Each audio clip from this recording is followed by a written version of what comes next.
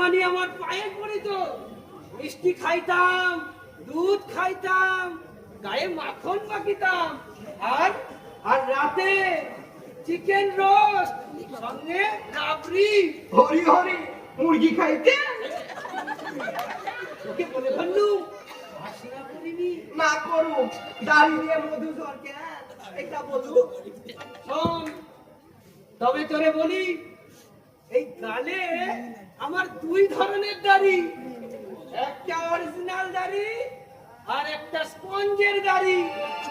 এই স্পঞ্জের দাড়ি সুমিষ্ট মধুতে চুবানো, গালে দিয়া যেই চুষিবি অমনি হুডুর হুডুর কইরা মধু ঝরিবে। ওরে বাবা এ তো ম্যাজিক দাড়ি, আর আমরা ভেবেই মরতাম কি। কেন পুণ্যি করে দাড়িতে কি অমৃত বহন করে বেড়াচ্ছি? দে দে আমার চাবিটি দে, না করিবি দেরি। চলে গর্জন নরকাস করবি, চল নরকে চল। কি? দাড়ি বাবাকে তুই নরকে পাঠাস?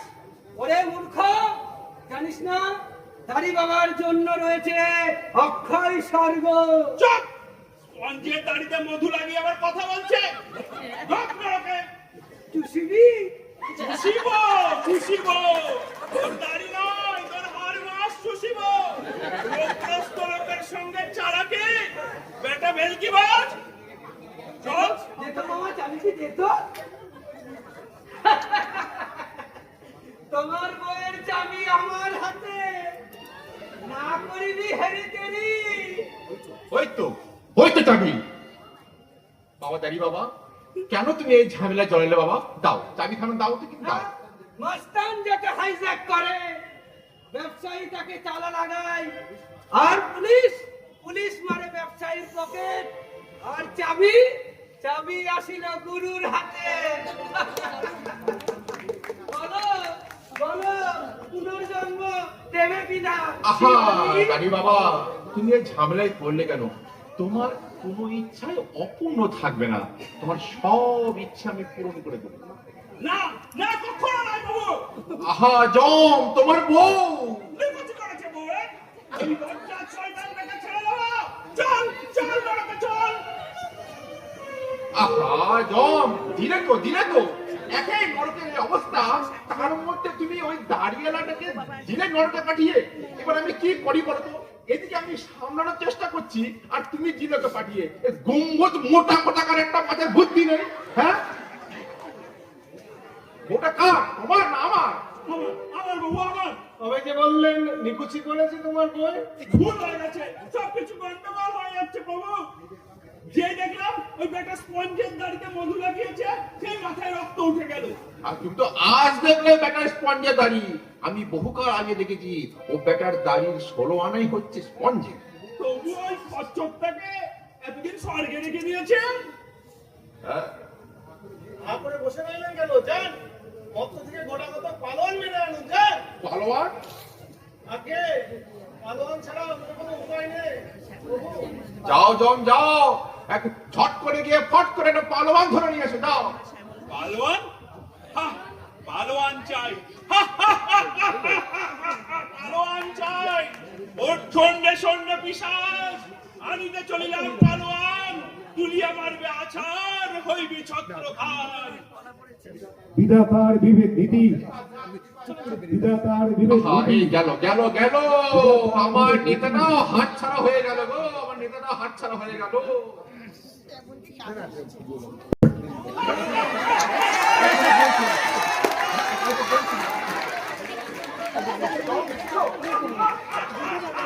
নামো জম নামো, পালোয়ান ছাড়া পন্থা নেই।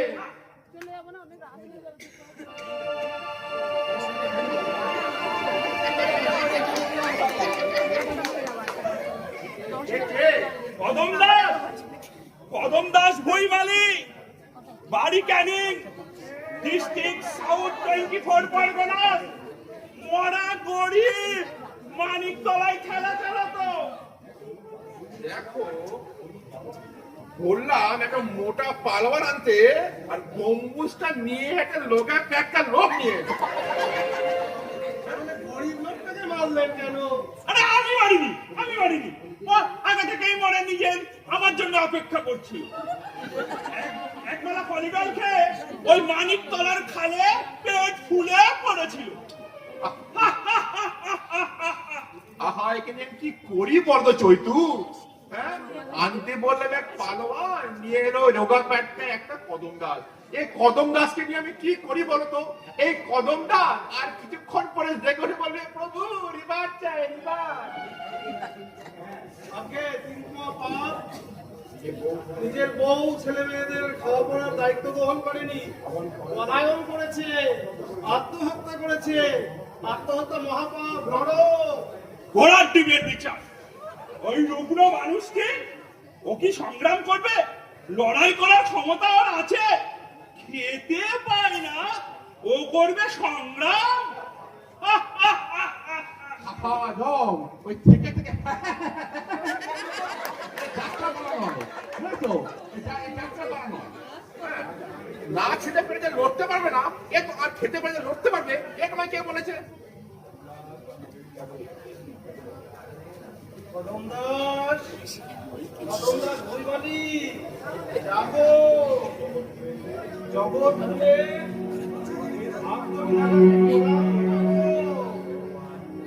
ভগবান। শোনো কদম দাস, আমরা ঠিক করেছি যে তোমাকে বাঁচিয়ে দেবো। না, সে কি বাঁচতে চাও না? আশ্চর্য, সবাই পুনর্জন্ম চায় আর তুমি? জীবনের বড় জ্বালা গো, মরে বেঁচে গেছি ভগবান। ও জ্বালায় আর চলতে চাই না ভগবান। কিন্তু এখানে থাকলে তোমার নরক বাস। সেও ভালো ভগবান, তোমার নরক মর্তির নরকের চেয়ে ঢের ঢের ভালো। আর মরতে যাও না গো ভগবান। আমি দেখে এসেছি শুধু জ্বালা জ্বালা, সে জ্বালায় আর চলতে চাই না আমি ভগবান। তোমায় ভগবান। আশ্চর্য, আমার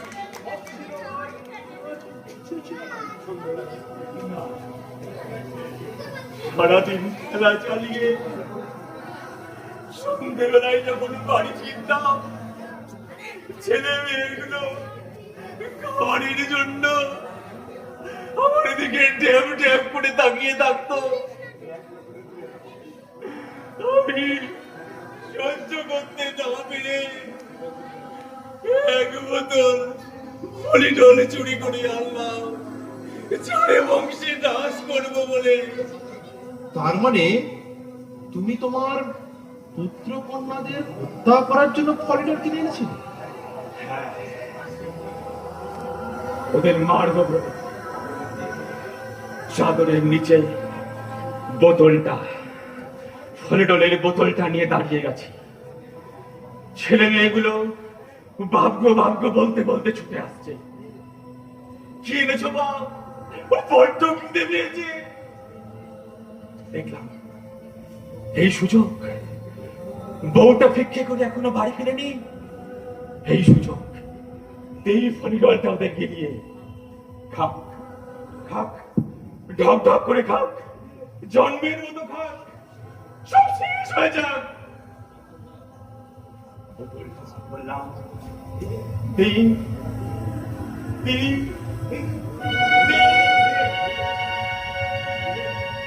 ঢেলে দিলে? না না ভগবান, ওদের মুখে দিতে গিয়ে তোমার কি মনে নেই ভগবান? আমার মুখের মধ্যে বলে উঠলে বাপের সন্তানের মুখে বিষ দৃষ্টি কদম,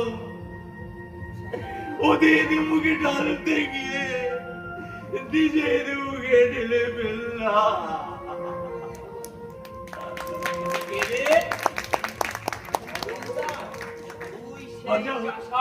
ভগবান বাঁচাও, ভগবান বাঁচাও। ভগবান তোকে শালা আর কেউ বাঁচাতে পারবে না। না, বাঁচাও। মেরে ফেল, মেরে ফেল, হালার মহারাজকে আমার পরিচিত না, মেরে ফেল।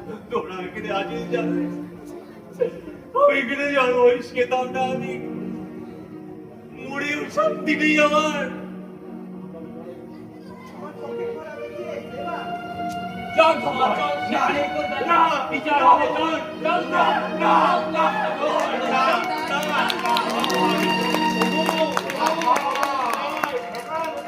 আমি কি করবো বলতো? এই 90,000 ভূত পিতা, তার সঙ্গে কি আমি একা লড়তে পারি? হে ভগবান! কি ব্যাপার জম, হাসছো যে? আপনি তো নিজেই ভগবান। ওহো, ভুলে গেছিলাম। ভগবান, ভগবান, বাঁচাও, ভগবান বাঁচাও। আমি তো তোমায় বলেছিলাম কদম, এই নরকে তুমি টিকতে পারবে না, তুমি পুনর্জন্ম নাও, রিভার্স রিভার্স। বুঝতে পারিনি গো ভগবান। আমি কি করে বুঝবো যে আমার আগেই এরা এখানে এসে বসে আছে, আমার ফিরে আসছে। ওকে চিনে নাই ভগবান। এই পশুদের নিয়ে আমি কি করি বলো তো? ভগবান, ওদের জঙ্গলে পাঠাও। সে কি? হ্যাঁ, ওদের পশু বানিয়ে জঙ্গলে পাঠাও। খারাপ বলেনি প্রভু, দাবি পুনর্জন্মে, তাই বলে নর জন্ম দিতে হবে এমন তো কোনো কথা নেই। পশু জন্ম দিন না। বাঘ? না না, বাঘ হলে থাবা মেরে সাধারণ মানুষগুলোকে খেয়ে ফেলবে। তাও তো বটে। বরং গরু করে দাও। গরু? চিত্রগুপ্ত? হ্যাঁ, গরু। ওরা ঘাস খাবে আর ওদের দুয়ে সাধারণ মানুষ দুধ খাবে।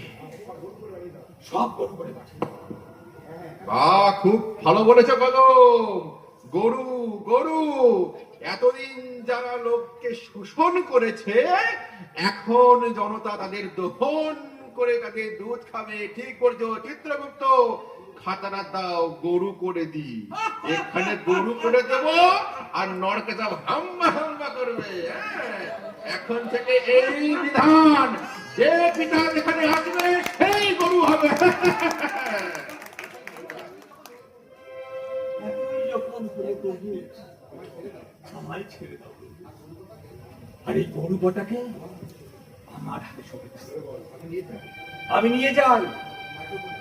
আমি ওদের নিয়ে গিয়ে কাঁধে জোয়াল চাপিয়ে চাষবাস করিয়ে। সে কি কদম, আমি তো ভেবেছিলাম তোমাকে স্বর্গে পাঠাবো। না, এই স্বর্গের সুখ আমি চাইনি। আমি মানুষ, আর একবার বাঁচতে বড় সাহায্য। তথাস্তু, যাও কদম যাও, এই গাভীগুলোকে নিয়ে যাও, নিয়ে গিয়ে তাদের দিয়ে হাল চাষ করা, দুধ দোয়া এবং তুমি সুখে সংসার করো। এই পৃথিবীতে তুমি আরামে থাকো। যাও কদম যাও। Hot, hot, hot, hot.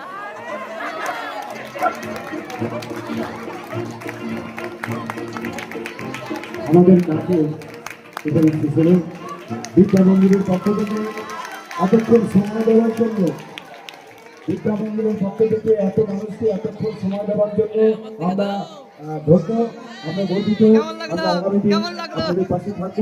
এইটুখানি আমরা হয়ে যাচ্ছে।